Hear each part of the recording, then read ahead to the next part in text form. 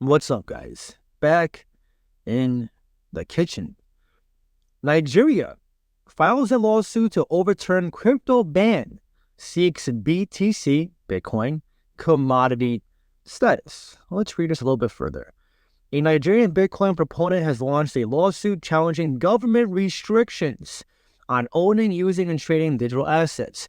The proponent said the lawsuit seeks to remove the blockade on cryptocurrency exchanges, ensuring all Nigerians have unrestricted access. Crypto restrictions deny residents access to inflation hedging tools. So Bitcoin is a hedge against inflation. That's what the initial design used to be. And it does look like they're trying to move in that direction. Nigerian crypto advocate James Euthodor filed a landmark lawsuit challenging government restrictions on owning, using, and trading digital assets like Bitcoin and stablecoins. He claims the lawsuit, naming the president, finance minister, aims to protect Nigerians' fundamental rights. I agree.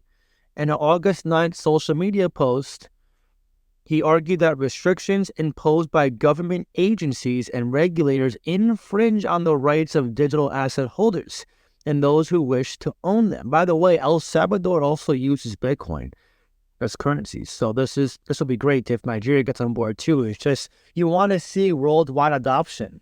If they start using Bitcoin, it's good for not just Bitcoin but crypto market in general. So this is definitely a good first step, definitely to do this. Since the beginning of 2024, Nigerian authorities have implemented measures to curb crypto, naturally, trade and use, even targeting popular exchanges like Binance. As reported by Binance, Bitcoin.com News, Nigerian officials claim these global exchanges allow bad actors to use their platforms for activities contributing to the local currency's depreciation. I mean, Russia, if you guys remember my last video, I'm pretty sure I covered it. Vladimir Putin allowed mining in Russia, so that's probably where this is aiming towards. I wouldn't say it's, they're talking directly about Russia, but it's like, Russia's not an ally of the U.S., and if they're allowing the mining of Bitcoin, they're probably going to use Bitcoin, and maybe not for the best reasons. So I definitely understand that concern without getting too deep into politics. Additionally, officials accuse the exchanges of failing to pay taxes, despite Nigeria's significant contribution to their revenue. Okay. Proponent warns BTC declared commodity. Unitor's lawsuit focuses on the characteristics of digital assets and how the restrictions deny residents essential tools for hedging against inflation. Bitcoin is a vital tool for protecting savings from inflation and enabling international transactions, particularly in the light of Naira devaluation and foreign exchange shortages. Yes, so that's the big draw to Bitcoin, by the way, is whether you go to the US, the UK, to El Salvador, Nigeria, anywhere in the world, it is the same price at that moment of whatever Bitcoin is everywhere you go. Versus here in the US, you go to Colombia, you got to convert US dollars to pesos, or Japan, the yen. And so you have different currencies that have different factors as to how much they're worth, so your money either goes up or goes down, or further or depreciates depending where you are. But because Bitcoin is a fixed asset and it's the same price wherever you go, it's definitely a draw for international transactions, which is what? Peer-to-peer cash. So it's definitely something to take note of. Okay, so Eurodor says lawsuit seeks to remove the blockade on crypto exchanges, ensuring all Nigerians have unrestricted access. That'd be good. It aims for a court declaration affirming the rights of Bitcoin and USDT holders, which is a stablecoin across the outside the U.S., and recognizing BTC as a commodity.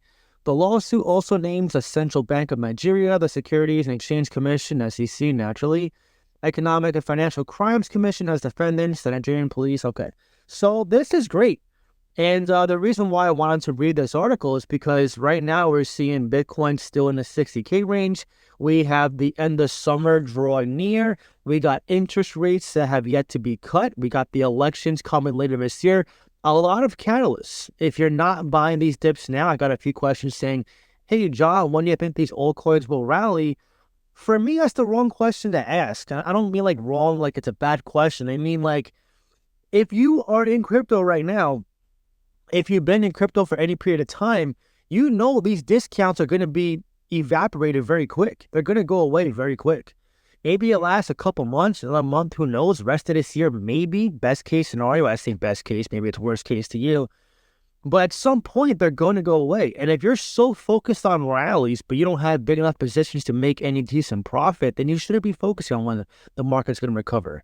I would focus on buying these dips, getting your bags bigger. That way, when we do enter profit-taking stage, guess whose profit is going to be much bigger than the average person? Yours. You can't make green by buying in the green. You make green by buying in the red. That's why we love Christmas, right? But crypto, again, this is a market that's in a bubble right now. That bubble is going to burst. Okay? People right now have their money in what's called risk-off assets, which is money market accounts, high-yield savings, CDs. When the Fed cuts interest rates, which is what they need to do to get us, into a more bullish state economic-wise, reduce the inflation, when they cut the interest rates, they're cutting the yield on these accounts. So what's going to happen is investors and whales and smart money, they're going to look to maximize their money because they don't want to lose it due to inflation. What are they going to do? They're going to move it, transfer it into a risk-on asset. Hint, hint, Bitcoin. Hint, hint, Ethereum, crypto, because they're going to appreciate. So you're literally going to see Bitcoin get inflated to a high extent in the near future. It's only a matter of time. We know this is happening. Even the average investor knows when the interest rates get cut, you're going to see the stock market go up and you're going to see Bitcoin eventually go up. Maybe not in the short term when they initially get cut, but over time you will. Because people don't want to watch their savings and CDs and money market accounts go down, especially against inflation. You're just losing your money at that point. You might as well keep it in your mattress. So the point of the matter is this. We are in a great time to accumulate. Now, I've been backing off as of late. I bought a lot of crypto in the last 2 weeks. A lot. Like, if you're in my Discord, I posted so many buy alerts.